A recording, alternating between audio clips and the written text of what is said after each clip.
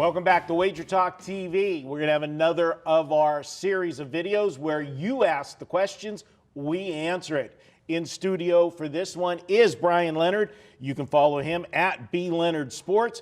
And of course, our buddy, you might know him as Ace. You might know him as VR. You might know him as Gianni the Greek.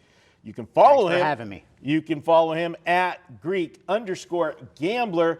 VR, we're going to start with this one. The question comes from at RyanDeck10, and that's Ryan DEC in the number 10, and he wants to know a discussion on live betting.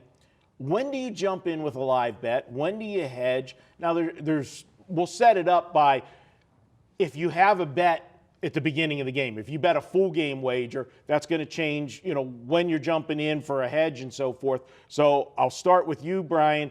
Tell us, and I know you watch the games, you like to do a lot of in-game wagering. Tell us your process of when you get in and what makes the trigger point for you. Well, you're talking about a hedge. I don't hedge individual games. I hedge futures. Teams to make the NCAA tournament, win the things like that. I set it up for that. An individual game, I bet the game to win the game. Do you go for a big middle if it's a huge middle, though? I don't. Like it has to be a plus EV. You have a team plus 10, and they have a 25-point lead. It has to be a plus EV bet to me. So once I get into live betting, I'm placing bets on the current information. And that's what you have to do. So you'd be betting Team B regardless of the Team A bet because you think right now Team B offers value. There's been games where it's irrelevant that you have the bet on Team A. Yeah, once I place that bet, that bet's the gone. middle. It's the middle out. doesn't cross your mind. I don't worry about middles. It's I see value in Team B. Right. If I know this team is coming back at this one, and the problem is most people, when they're betting live betting, they're trying to go back to what the original line on the game was. Correct.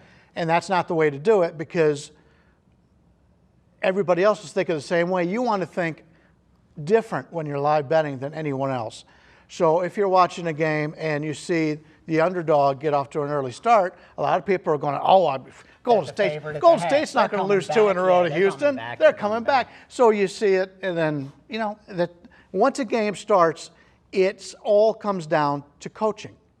And when a game starts and that team is more prepared than what they normally are, that's what you want to take a look at. And as the game goes on, we see, I love it in the NBA playoffs. You go from one game to another, and coaching means so much. Once you get in, they go, that thing that they had the big advantage on last game, they don't have that anymore. Well, that wasn't included in the opening line to the game coming out. They assumed what was going to happen before is going to continue to happen. So when I'm looking for live betting, I'm looking at something that I see during the game. Baseball, tight strike zones, batters bitching about the strikes, pitchers bitching about the strikes, bet over, under based on that. Basketball, when you're looking at stuff like that, I always take a look at how teams are doing on three-pointers. Because in the long run, everybody's going to have basically the same three-point numbers. Well, you get a game and a team goes 0 for 17 on the three-point shots, they're going to regress back. That is something that does regress back. So that's something I may take a look at as opposed to other people who are looking, hey, that team's really hot. It's just different things you look at when I'm looking for in-game betting. Let's go with, you talk about how, games start and so forth. How about totals? They set the full game total, and then you get the game, and you might have that first 5 minutes of the game. And we've seen it, so especially playoffs. We saw it a lot in the college basketball where the teams, when they were in March Madness and playing in the bigger stadiums, they get off to slower starts, different sight lines and stuff. Will you see a game get off to a slow start, see that big adjustment, in the in-game for the full game total, and say, hey, these teams are going to figure this out and pick the pace up and come in and grab that adjusted total after the slow start and go to the adjusted over? 100%, but even more so with betting totals within game. Real quickly, in games where we're going. That's where this industry's pushing us. The sports betting industry in the United States is pushing us to in-game wagering. If you go to Europe, I was in Greece for 30 days this summer. So I was going to different books there. Every 2 blocks, you could go and bet. Yeah.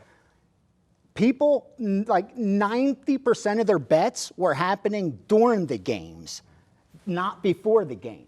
Like in Europe, they're already doing that. very slow with to mixed adjust to martial the United arts, States. with everything. And you can see they're pushing us in that direction here, and they want that. Nonstop action throughout the game, are you kidding me? That's exactly what they want, volume, volume, volume. Now, getting back to answer your question, I think, for me, where I think with totals, it offers even more value, because it's no secret. I like to bet sharp moves. And nothing moves more than totals. You know, when these guys steam a total, it'll move 5 points sometimes, especially college basketball or something. I'll use live betting if I miss a number. If I handicap that I really like the game, I agreed with them, but I missed a good number, I'm not going to take the worst of it, and a few minutes in, it's the opposite pace of the bet. So I end up getting pretty much as good as a number. And I know you said you don't want to compare it to what they had prior to the game. But for me, I think if it's a couple, short in and you missed getting a bet down, you didn't get to the book in time or whatever, I think you could take advantage of it, even compared to the game line. There is a lot of people you had a that I position respect beforehand. that do that. One of the things I look at is when you're watching the game, watch the entire game. You watch them, huh, Bryan? You watch. It's tough to sit with your buddies. When we go out to watch Monday Night Football, how many times are we actually paying attention to the game? You've got to be paying attention to the game. And for myself, I can't do it 2 or 3 screens. I'm not like those guys that play poker online 5 or 6 games. What I'm looking for is not if they make the shots or not, because we've got the way that shows the stats. I want to see how they're defended. How open are they when they're taking these shots? Because they may be very open, missing the shots when the other team isn't playing good defense. Those shots are open shots, and they're You just got not to making analyze them. that quickly, though, right? You do, and that's the advantage we have when you're betting, like say football. You're betting for a week. Everybody's got all week to get into what that game's going on. Once that game starts, you have a team, like you see it all the time. We watch Monday Night Football. It's the one game of the week. That Sunday is Night Football, dissected the for one game 7 of the week. days, yes. And you sit there and watch that game, and one team will come out. They can't do anything. All of a sudden, they throw a screen pass. The guy breaks a tackle. He goes 100 yards and scores a touchdown. Well, they hadn't done anything the rest of the game. People are going to be looking at the score, and if they're looking at that, Not watching the they're game. not watching the game the way it should be watched. And you've got to realize how many times have these plays been successful, as opposed to how many yards they get. If they're having 20 plays, 18 are successful, 2 are not successful, that's the team you want to bet on. The team that just can't do anything running the football, they're one-dimensional the rest of the game, and that's the team you And want real to bet quickly, against. not to jump in the way and ask questions, but I think this is very important. You bet in game. Have you found the lines, because they have to make them instantly as well, tougher to beat, a softer market? Like, are the limits a lot lower in certain spots, in certain sports? I'm not betting limits on in-game. Right, so right. I can't answer that for you. Gotcha. But I find the numbers are soft because these are all computer generated on what they've done in the past. And the algorithm They're not of just like they're second- not right, right. watching the game and see the top player's got 4 fouls in the first half of this game. They're not watching the game and say this guy just twisted his ankle rounding first base.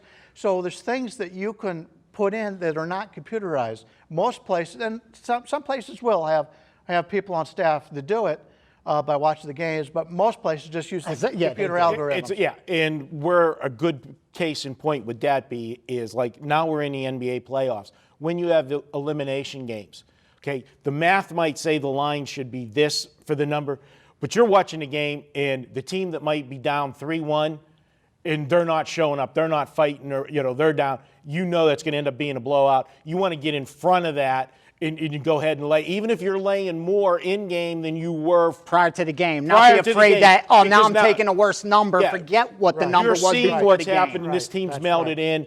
And not like, why would I lay 20 now? 18 minutes ago, I could have got it at, pick 'em. Yeah. I mean, minus 10, whatever. That's the eye test versus the algorithm of just the math, in my opinion. And You can watch the teams and see the emotions of the players. if they've given up on it. We see it a lot of times in baseball. The guys. Young aspiring handicappers out there, study second halves. I mean, in game. That's what's coming. That's what's coming. Get out ahead of the market, ahead of wise guys, all that. We've all been doing this for beat that 30, market 40 years before anyone Those else guys that gets are new in there to and it annihilates are it. all even with us. Yeah, before everyone annihilates that's it. right. All right, good stuff, guys. We appreciate that question from @RyanDeck10. And guys, don't forget, every Tuesday at Wager Talk, it's $2 Tuesday. We pick one capper, a hot capper. He's got a big play. We're offering it to you for $2. Some days it's even a 5% play that sells for $30. Check it out each and every Tuesday at WagerTalk.com. We'll be back with more here on Wager Talk TV.